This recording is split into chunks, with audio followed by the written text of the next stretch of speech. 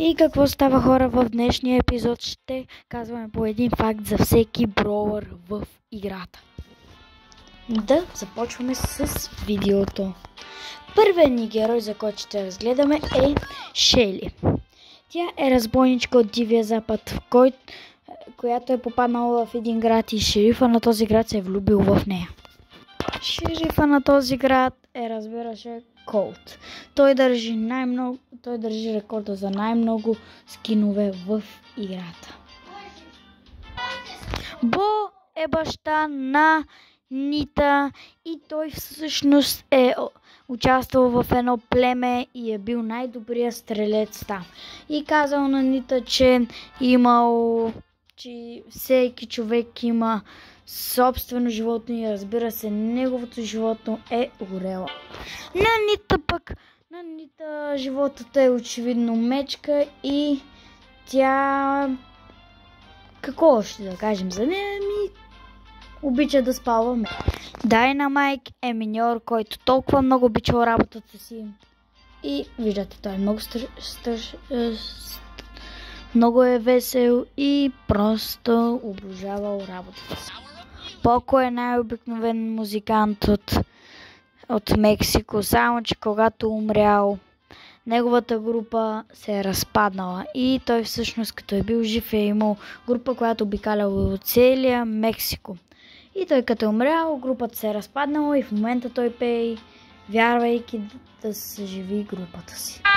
Гриф всъщност е човек, не е нито касичка, нито робот. Бери всъщност е еднорог. Всеки го знаем. Но чудите ли се защо той носи сладолед вместо рог? Ами всъщност, когато е обикалял в бомбонения замък, някой е застрелял, искал да го уби, само че не е го оцелил и му щупил рога. И на негово място сложил сладоледа, за да прикрие това. И той е ядосан толкова много, че просто иска да се отмъсти. Той не знае кой е бил, ама пак би се със всеки го. Следващия ни броуър е той. Той по принцип е една забравена шапка и един забравен случай в метрото и просто някакъв дух го е обладал. Меги е обикновено момиче и тя просто си създава този робот, за да защитава своя град. Ел Примо е обикновен боец, който един ден го е бил ударен от астероид и получил тези суперсили. Барни е единственият робот в играта, който има мустаци.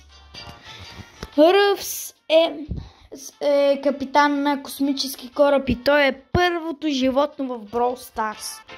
Дарил е обикновена бъчва от кораб и просто капитана на този кораб е създал да бъде робот, за да защитава златото, който всъщност златото се намира в самия него. Кенджи е обикновен човек, който работи в един ресторант, само че един ден лоши хора са го нападнали и той се е ранил много лошо и затова носи вратовръзка и винаги носи меч със себе си. За баз светлина година няма какво да кажем толкова много, затова ще кажа, че просто е от играта на играчките. Еймс всъщност не е... Тя е смеска от зомби и елф. Точно така, елф, чухте го. Брок е танцор, който един ден са го уволнили от работата, купил си базука и разрушил цялото студио, където е танцувал. Тара е била преди гадателка и предсказвала бъдещето. Един ден картите са предсказали за нея, че трябва да изостави тая професия и да почне с това, което прави в момента.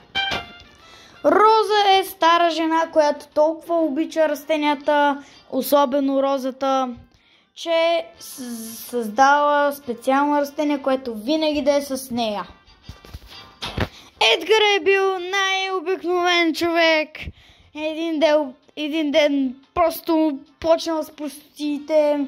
Другите не са му харесали, почнали да го бият. Той, разбира се, е защитавал, но в повечето пъти не е побеждавал, докато един ден е намерил този магически шал, сложил си го и този шал вече го е защитавал.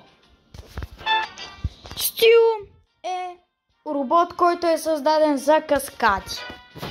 Следващия броулър е нея и всъщност тя е миньор и е работила с Dynamike. Даже е шефка на миньорите и е шеф на Dynamike. Като тя прави дупките, а Dynamike пуска бомбите и ги прави по-големи. Бул е бил доста лош човек и един доста лош и агресивен човек и е бил в затвора няколко пъти, като последния път е избягал, защото много се е ядосал на полицаите, защото влязъл е в затвора, ама не защото е направил простотия, а защото са го натопили. Джеси е дъщеря на Пам. Тик е луд робот, който е бил пак част от един пиратски кораб и е работил заедно с Дарио. Рико може би е един от много силните герои в играта и когато стреля, ви знаете, че неговите патрони рикошират и могат да ви ударят няколко пъти. Пени пак е част от пиратския кораб, само че тя не се интересува от златото, а се интересува, всъщност интересува се от златото, просто най-много се интересува от златните монети. За килчета злато, диаманти не се интересува. Карл е бил част от миньорите, то си е ясно. И той пренасял всичко, което са изкопали. Гъс е бил обикновено момченце, което е чакал на метрото. Като видял един балон на метрото, ви сега го виждате. Чакал е на метрото, видял е балона, слязал на релсите, взел го е и метрото го е прегазило. И от този ден нататък духа на Гъс обикаля из цялото метро, за да търси отмъщение. Пайпър е най-добрият снайперист и в цялата игра и тя обича да пече бомби. Буквално може да си опече бомби.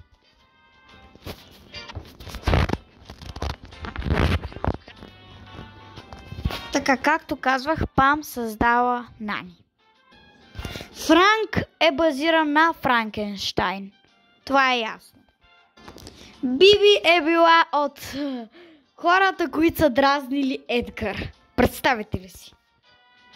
Следващия броулър. Така. Тя е най-обикновено момиченце, която е толкова удовлюбена в боболечките и любимата й боболечка е пчеличката. И си направила костюм, който да изстрелва отрова и удли. Нани, както разбрахте, е бил създаден от Пам. И както виждате, може да видите гривничка на дясната му ръка. Тази гривничка е гривничка на приятелството. Тъй като Нани е създаден да се грижи за дъщерята на Пам и наблюдава всичко с неговата малка сладка камера.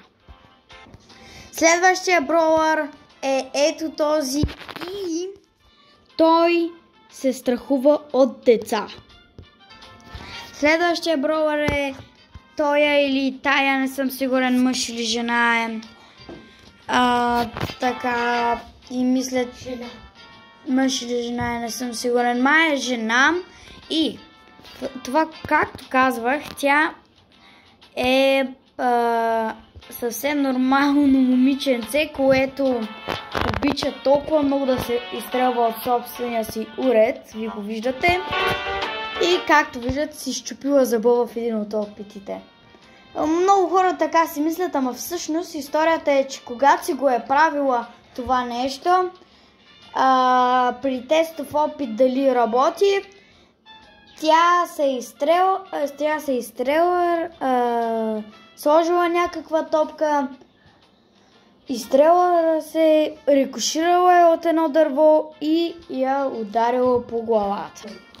Този дядка, който виждате, е много странен и работи в хотела на мистер Пи.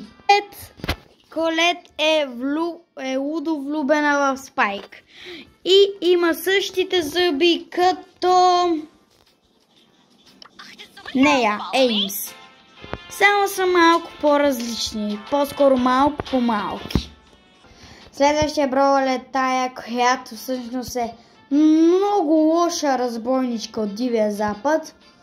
Даже веднъж се е била с Шели и както виждате, тя мисля, че беше, че тя е победила. Нищо, че Шели е най-силният броуър в играта. Просто тя е победила и както виждате, и е отмъкнала златото. Тя в момента го държи. Следващия броуър е Аш, който всъщност е бил най-обикновена кофа за букук. И един ден просто е бил най-обикновена кофа за букук и просто един ден му коша му прелял, целият букук се е разпаднал и той се е съживил и събира всичкия букук. И между другото, като направим така, се вижда шишето, което го ударило. Лола е един от най-самовлюбените герои в Brawl Stars. Сам преди години се е запознал с нея и са се оженили и са водили престъпен живот заедно. Има слухове, че с помощта на Сам тя е успяла да победи Шели. Манди, когато я включите, тя е много щастлива и преминава куршум. Всъщност, Манди и Пайпър са може би само са единствените снайперисти. И тя има голяма къвга с Пайпър и искрено толкова много иска да я надмини. Даже има слухове, че веднъж, за да й докаже, че е много добър снайперист, се опитала да застреля Бери. Само, че не е успяла и му оцелила еднорога. Разбира се, Бери не е разбрал, а другите са избягали и Пайпър спечелила титулата най-добрия снайперист. Следващия броуър е тая, която всъщност е била най-добрата приятелка на Мега и помогнала с строежа на робота на Мег. И така, хора, смятам да приключвам с този видеоклип. Ударете по един лайк и нека да достигнем 100 лайка, за да направим втора част на един факт за всеки броуър.